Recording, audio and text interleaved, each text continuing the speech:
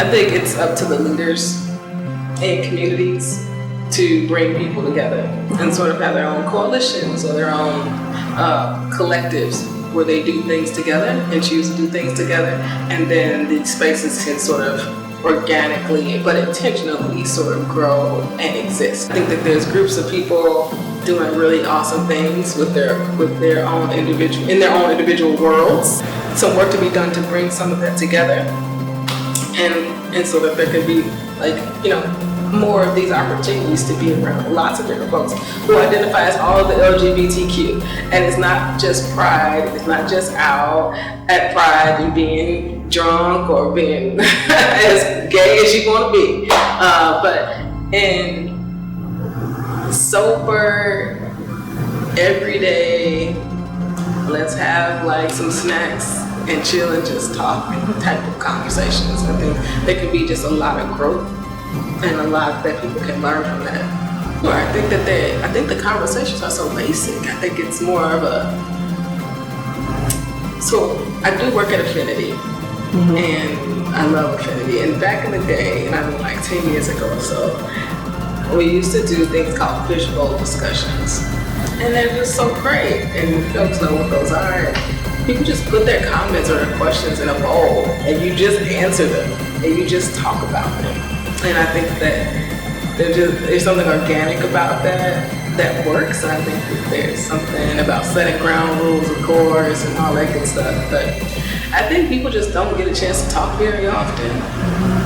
I do work with another group called the Church Within the Church movement, which looks to break down barriers and walls around religious denominations and look to just build up community, and being all of who you are, LGBTQ and spiritual, and they're a collective that has like theologians and scholars and stuff, and folks who've been kicked out of denominations because of their inclusive theology. So the movement provides them a space to do their ministries and things like that. So it's a beautiful place. It's a lot of white folks, but it's white folks who are doing anti-racism work, right? And who are doing social justice work, and who are looking to change the dynamics of ending religious violence, from pulpits. And I think that what they do really, really well is go to different places across the country, and they have their summits and they have their conferences, and they challenge what's happening there. And they have these conversations about what it means to be anti-racist, and they have caucusing, racial identity caucusing, where we have an opportunity to talk about our own issues, and then we come together and talk about our issues together, and do it just in such a very intentional and justice-oriented way that I think is really beautiful and challenges it, right? So I think a lot of times LGBTQ folks talk to other LGBTQ folks, and I just not sure how far that goes. There's a lot of work we need to do, but there's more work that we have to do outside of us.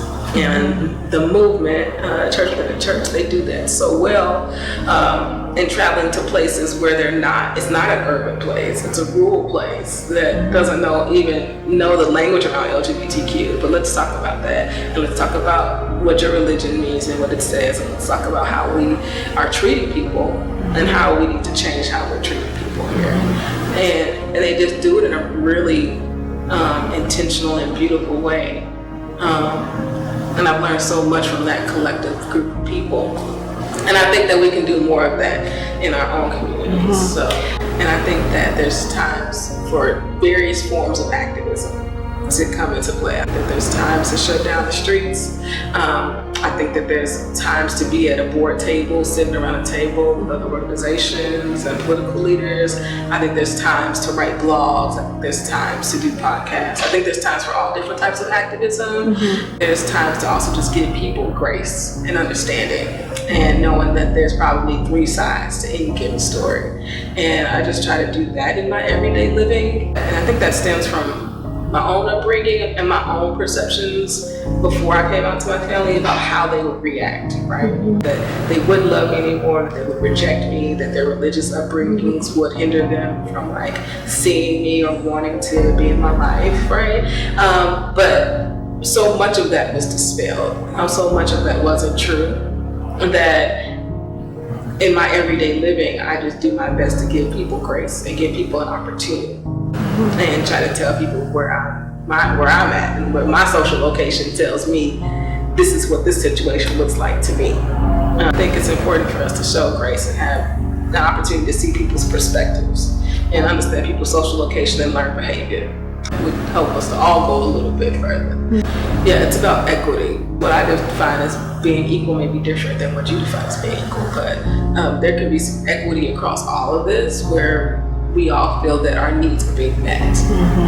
And I think today there's a lot of needs not being met. And I think that there's various ways that people are approaching the situation. And I think that all of those ways are very, very necessary. I think it's necessary. I like to use a comparison of like Dr. King and Malcolm X, because I think people understand that so well that it's like Dr. King, Malcolm X, and the Black Panther Party. I think if you understand all three of them were so very necessary for anything to have gotten done in this country in regards to civil rights.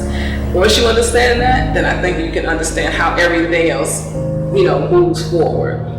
King wouldn't have been as powerful if people weren't as afraid of Malcolm X and the Black Panther Party. They were more afraid of them than they were Dr. King. But Dr. King was just as radical and just as disliked as X and the Black Panther Party, period. We reflect on him completely different than his reality was. His reality was scary. His reality was he was not safe. He was not safe. Hence his assassination. He was not safe in this country. So I think that we have to approach situations like number 45, right, in lots of different ways. We have to approach ICE and immigration and this whole border thing, all these different ways. We need everybody doing the work in order for there to be progress. It can't just be one thing. And I think everybody has their different passions and what they're good at and what they can do and what they cannot do. And I think when people really step into what they can do, then that's when change really happens. I feel like we're on the verge of a revolution, and I'm here for it. I don't know which role I'm going to play in it, but it's happening. People are not about people's families being torn apart, right? And I think that touches people in a very different way. And I think that everybody's role is so crucial, and how they're playing their role is so crucial, and to not only bring those families back together, but to actually create real change.